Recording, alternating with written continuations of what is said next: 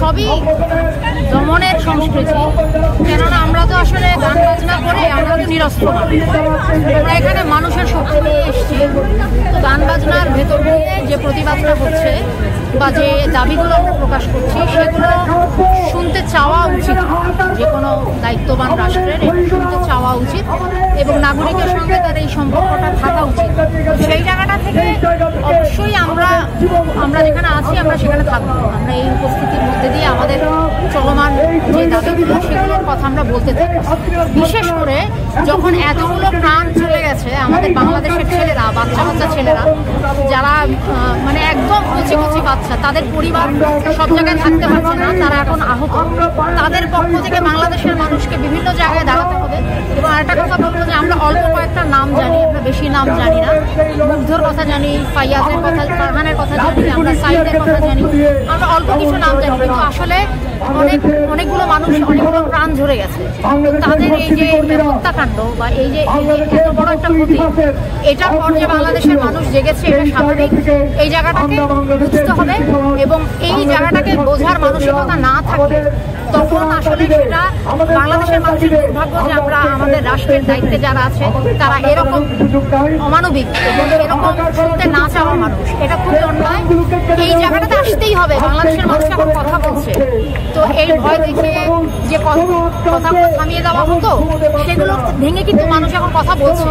এইটাই সুযোগ, আপনারা প্রাণের কথা শুনুন।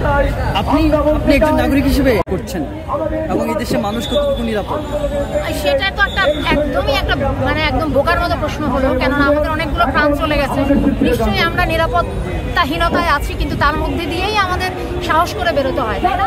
কেন আমরা নিরাপত্তাহীনতায় আছি? কেননা আমরা দেখতে পাচ্ছি ভয়। আমাদের সবসময় মনে হচ্ছে যে আমাদেরকে বাধা দেওয়া হবে, কথা বলতে দেওয়া হবে না।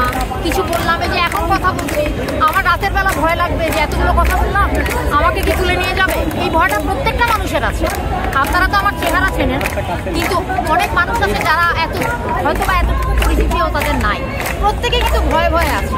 এটা কি নিরাপত্তা? আমরা কি শান্তিতে ঘুমাতে পারছি? আমরা কি নিশ্চিন্তে আছি? আমাদের রাস্তায় বেরোলে ভয় লাগে, কোন বাহিনী কোন দিক থেকে একটা আক্রমণ করে, এটা চলছে।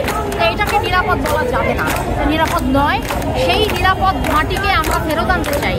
সেই কারণেই রাষ্ট্র ক্ষমতায় যে বা যারাই থাকুক তাদেরকে জনগণের স্বার্থের বিপরীতে যেতে দেওয়া যাবে না। তাদেরকে জনগণের পক্ষে কাজ করতে হবে, জনগণের অনুভব করতে হবে যে রাষ্ট্রের সকল মানুষ তাদের সেবায় নিয়োজিত, তাদের শাসনে না, তাদের দমনে না, তাদের পীড়নে না। এটা আমরা সবসময় চাই। এই জায়গাটাতে আপনাদের আসতে হবে। না, এটা তো একেবারে প্রথম কথা হচ্ছে আইনমন্ত্রী নিজেই বোধহয় 2-3 দিন আগে বলেছেন যে এটা কোনো এখতিয়ার নেই। স্বাধীন বাংলাদেশে এটা কোনো এখতিয়ার নেই, এটা আইনমন্ত্রী নিজে এক জায়গায় বলেছেন। তার বাইরে আমরা সবাই জানি যে এটা কিভাবে হতে পারে।